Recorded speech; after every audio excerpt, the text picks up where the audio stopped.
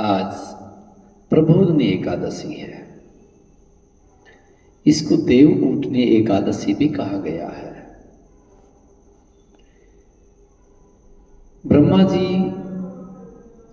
इस एकादशी के बारे में बतलाते हैं नारद जी को।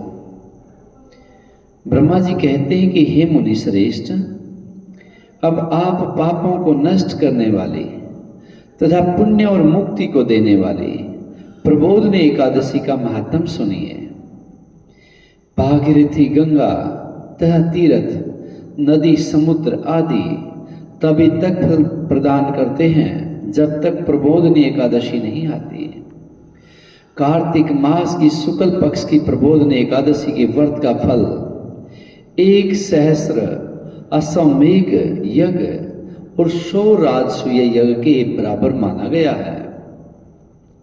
नारद जी ने पूछा कि हे पिताजी, यह संध्या को भोजन करने से, रात्रि में भोजन करने से और पूरे दिन उपवास करने से क्या क्या फल मिलता है, उसे आप समझाइए। ब्रह्मा जी कहते हैं कि हे नारद, एक संध्या को भोजन करने से 1 जन्म का, रात्रि में भोजन करने से 2 जन्म का और पूरे दिन उपवास करने से 7 जन्म के समस्त पाप नष्ट हो जाते हैं। प्रबोधनी एकादशी के व्रत के प्रभाव से सुमेरु पर्वत के समान कठिन पाप क्षण भर में ही नष्ट हो जाते हैं। अनेकों पूर्व जन्म के किए हुए बुरे कर्मों को यह प्रबोधनी एकादशी का व्रत क्षण भर में ही नष्ट कर देता है। जो मनुष्य अपने स्वभावानुसार इस प्रबोधनी एकादशी का विधि पूर्वक व्रत करते हैं, उन्हें पूर्ण फल प्राप्त होता है। हे मुनीश्वर, जो मनुष्य श्रद्धा पूर्वक थोड़ा भी पुण्य करते हैं, उनका वह पुण्य पर्वत के समान अटल हो जाता है। जो मनुष्य हृदय के अंदर ही ऐसा ध्यान करते हैं कि प्रबोधनी एकादशी का व्रत करूंगा, उसके 100 जन्म के समस्त पाप नष्ट हो जाते हैं। जो मनुष्य प्रबोधनी एकादशी के दिन रात्रि को जागरण करते हैं, उनकी बीती हुई तथा आने वाली 10,000 पीढ़ियां विष्णु लोक में जाकर के वास करती हैं और नरक के अनेक दुखों को भोगते हुए पितृ विष्णु लोक में जाकर के सुख भोगते हैं। ब्रह्म इत्यादि महान पाप भी प्रबोधनी एकादशी का व्रत करने से धुल जाते हैं। एकादशी के दिन रात्रि को जागरण करने का फल अश्वमेघ आदि यज्ञों के फल से भी अधिक होता है। समस्त तीर्थों में जाने तथा गौ, श्रवण, भूमि आदि के दान का फल कार्तिक मास की शुक्ल पक्ष की प्रबोधनी एकादशी के रात्रि के जागरण के फल के बराबर हो जाता है।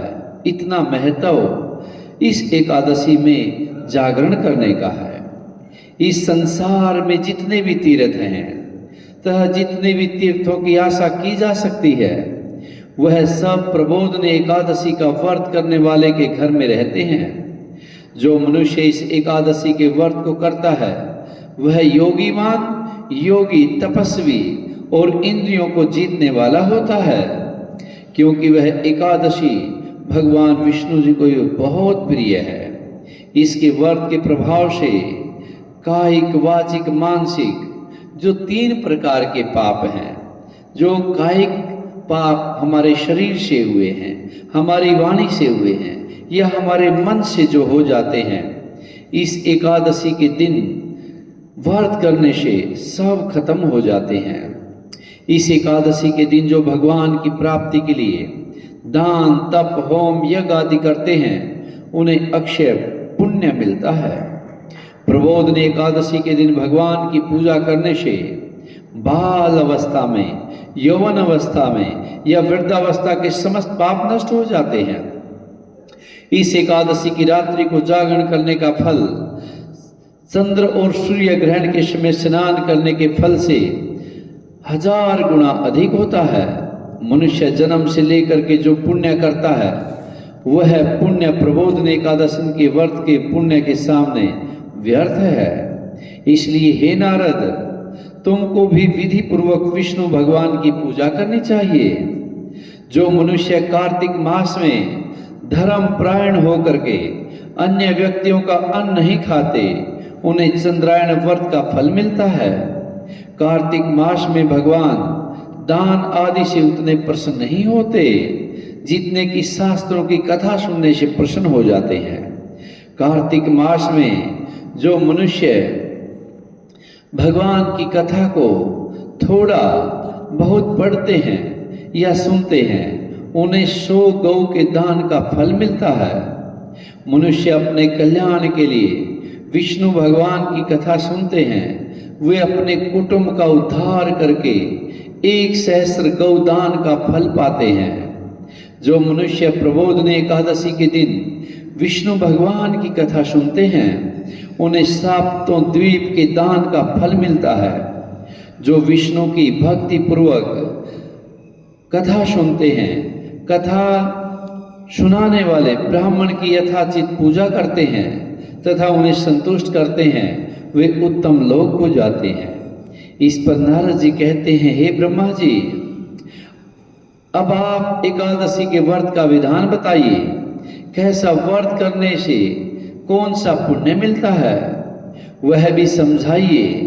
ब्रह्मा जी बोले कि हे नारद जी, इस एकादशी के दिन मनुष्य को ब्रह्म मुहूर्त में उठना चाहिए और नदी, तालाब, कुआं आदि मिल जाए तो वहां स्नान करना चाहिए, या फिर घर में ही स्नान करते समय गंगा जल डाल करके तीर्थों का आह्वान करना चाहिए और भगवान से विनय करनी चाहिए। हे भगवान, हे जनार्दन, हे गोविंद, हे माधव, हे श्री कृष्णा, आज मैं निराहार रहूंगा और दूसरे दिन भोजन करूंगा।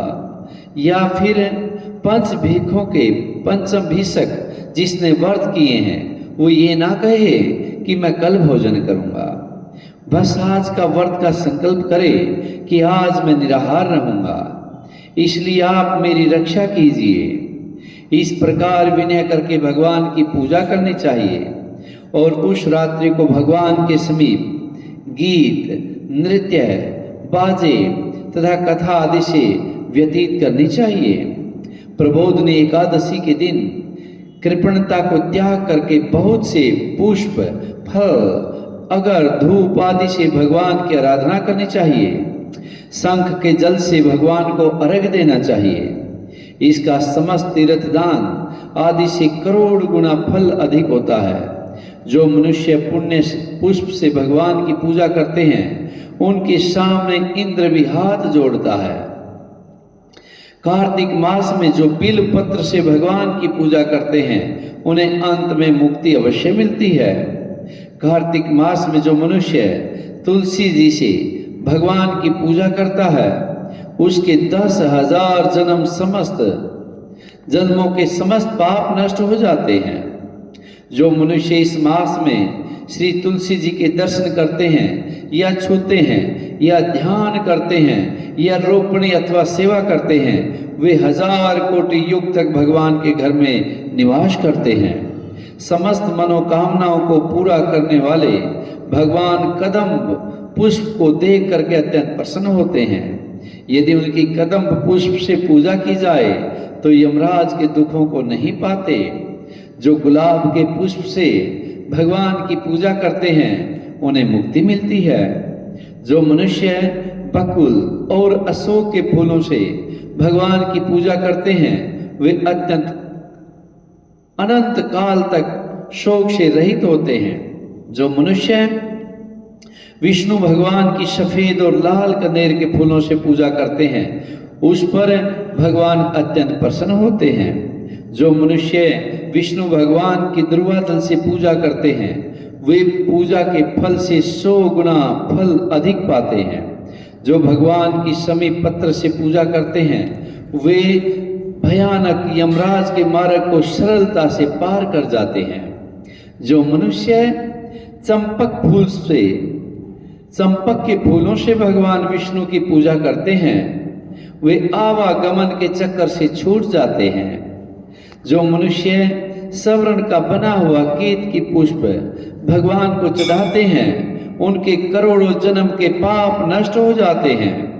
जो मनुष्य भगवान के पीले और रक्त वर्ण के कमल के सुगंधित फूलों से पूजा करते हैं उन्हें श्वेत द्वीप में स्थान मिलता है। इस प्रकार रात्रि में भगवान की पूजा करके प्रातःकाल शुद्ध जल की नदी में स्नान करना चाहिए। ये यथासमर्थ गंगा जी का ध्यान करते हुए स्नान करना चाहिए और स्नान करने के पश्चात भगवान की पूजा करनी चाहिए। इसके बाद पूर्ति के लिए ब्राह्मणों को भोजन कराना चाहिए और दक्षिणा देकर के मीठे वाक्यों द्वारा सभा करनी चाहिए। इसके उपरांत भोजन गौ और दक्षिणा से गुरु की पूजा करनी चाहिए और ब्राह्मणों को बहुत सी दक्षिणा दे करके नियम को छोड़ना चाहिए। ब्राह्मणों को यथाशक्ति दक्षिणा देनी चाहिए। जिस ब्राह्मण को रात्रि में भोजन करावे उसे स्वर्ण सहित बैल दान करना चाहिए। जो मनुष्य यात्रा स्नान करते हैं उन्हें दही और शहद दान करना चाहिए। जो मनुष्य फल की आशा करते हैं उन्हें फल का दान करना चाहिए। तेल की जगह घी और घी की जगह दूध, अन्नों में चावल दान करना चाहिए। जो मनुष्य इस वर्त में भूमि शयन करते हैं उन्हें सब वस्तुओं सहित शैया दान करनी चाहिए। जो मौन धारण करते हैं उन्हें स्वर्ण सहित तिल दान करना चाहिए। जो मनुष्य बालों को धारण करते हैं उन्हें दर्पण दान करना चाहिए।